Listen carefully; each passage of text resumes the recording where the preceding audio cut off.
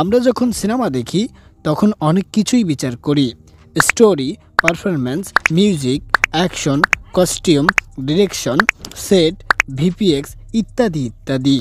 কিন্তু সব কিছুকে যে একত্রে বুনেন সেই এডিটরের কাজটা বিচার করা কঠিন।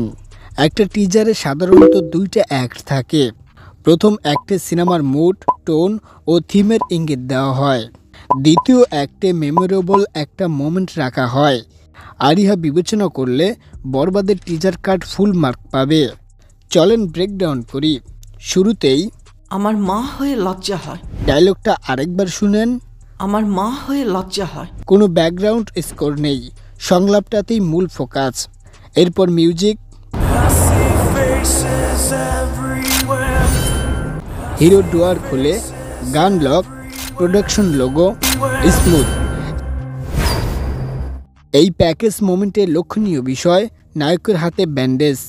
এরপর বড় ক্যারেক্টারের ফেস দেখি, মিশা সওদাগর, উনি সম্ভবত নায়কের বাপ। ব্যাকগ্রাউন্ডে ডায়লগ, তোমার ছেলের বাবা হয়ে এতটুকু লজ্জা হয় না। একদম শুরুর সংলাপের পরের লাইন, আমার মা হয়ে লজ্জা হয়। তোমার ছেলের বাবা হয়ে এতটুকু লজ্জা হয় না। রিলিজ স্টার্ট, ঈদের সিনেমা বরবাদ। অস্ত্রপাতি রেডি করে বাহিনী কোথাও যাচ্ছে, একদম অ্যানিমেল ভাইব। বরবাদের নায়ক একজন ড্রাগ অ্যাডিক্টেড। একটা করে ক্যারেক্টারের ফিচার, সেটার ভিজুয়াল সিরিজ শট। উনি একজন রেপিস্ট। কিছু বাংলা শটের মন্তাজ, মানুষ আন্দোলন করছে। টিজারের ৩৫ সেকেন্ড হয়েছে, আমরা সিনেমার মুড, টোন ও থিমের ধারণা পেয়েছি। পাশাপাশি লিড ক্যারেক্টারের সম্পর্কে অনেক ইনফো দেওয়া হয়েছে, সবই নেগেটিভ।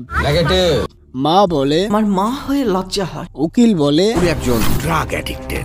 একজন মহিলা বলে উনি একজন রেপিস্ট। আরেকজন বলে আপনার ছেলে একটা জানোয়ার।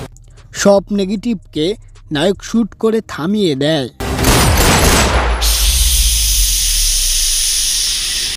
মেটাফরিক্যালি বলা যায়, নেগেটিভ সবার মুখ বন্ধ করে দিয়েছে নায়ক। ৪০ সেকেন্ডে গল্প বুনেছে এডিটর। এই দৃশ্যে গাড়ির ভিতরে নায়িকা আর সামনে বহুত লাশ। হিরোর গ্র্যান্ড ইন্টারঅ্যাকশন ডান। নেম প্লেট কাট শাকিব খান। এখনই এই অবস্থা, ওর ফিউচার কি? নায়কের ফিউচার কি, এই প্রশ্নের জের ধরে এডিটর নায়কের একটা করে ডায়লগ রেখেছেন, মাঝে কাট ও অ্যাকসেন্স রেখেছেন। কি আমি আমার ফিউচার নিয়ে ভাবি না।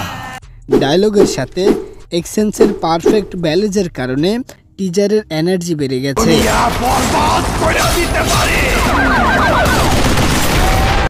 এবার ডায়লগের ল্যান্ডিং এ ফিরি। আমার ফিউচার নিয়ে ভাবি না, অতীত নিয়েও ভাবি। তাহলে আমি শুধু একটা জিনিসই ভাবি, নিতো শুধুই আমার।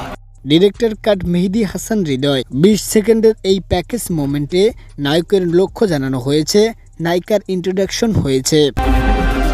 মৃত্যুরে না পারলে নীল লেন্সে শাকিব খানকে অন্যরকম লাগছে। নিতো শুধুই আমার।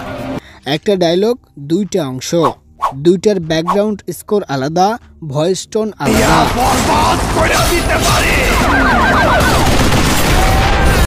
বরবাদ টাইটেল কার্ড। সিনেমা কেমন হবে সেটা পরে আলোচনা করা যাবে, কিন্তু এই পর্যন্ত টিজার কার্ড দারুণ। র্যান্ডম শট নেই, ওয়েল প্ল্যান, বেটার এক্সিকিউশন। তবে এখানেই শেষ হয়নি। ইগুলের সাউন্ডের সাথে ভিলেনের আগমন, যিশু সেনগুপ্ত, বড় সড় সারপ্রাইজ, মেমোরেবল রিভিল। এটার সাথেই টিজার শেষ হওয়ার কথা, কিন্তু না, আরো বড় অস্ত্র তাদের কাছে ছিল।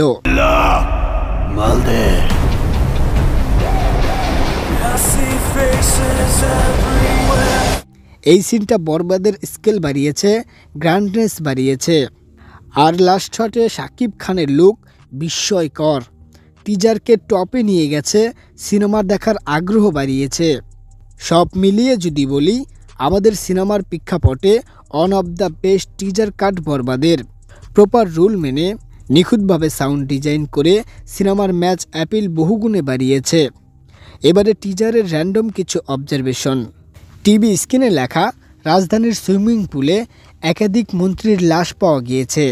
শোনা যাচ্ছে এই হত্যাগুলোর সাথে আরিয়ান মির্জা সরাসরি জড়িত। আরিয়ান মির্জা সম্ভবত আমাদের হিরো, মন্ত্রী মেরে ফেলছে। আন্দোলনের বাংলা শটে আপনি যদি প্ল্যাকার্ডগুলোতে নজর দেন, সেখানে স্পষ্ট নিতু হত্যার বিচার চাই। তার মানে নায়িকা আপা, এই গুরুত্বপূর্ণ ইনফোটা টিজারে রাখা কি খুব জরুরি ছিল? না, যেহেতু দেখিয়েই ফেলেছে, এখন মাথায় ঘুরতেছে, আচ্ছা নিতু মরছে কেমনে? মানুষ যেমনে মরে তেমনে মরছে। প্ল্যাকার্ডে আরেকটা ইনফো ছিল, আরিয়ানের ফাঁসি চাই, খুনি আরিয়ানের ফাঁসি চাই। তাহলে নায়ক কি নায়িকাকে মেরেছে? নাউজুবিল্লাহ। এই প্রশ্নের উত্তর পাওয়া যাবে সিনেমা দেখার পর। বরবাদের টিজার তো ফায়ার, এখন দেখা যাক সিনেমা কেমন হয়। তো আজ এই পর্যন্তই। ভিডিও ভালো লাগলে লাইক করুন, কমেন্ট করুন, আর এই চ্যানেলে নতুন হয়ে থাকলে আমার অন্য ভিডিওগুলো দেখুন। ভালো লাগলে সাবস্ক্রাইব করুন। আজ আমি যাচ্ছি, দেখা হবে পরের ভিডিওতে।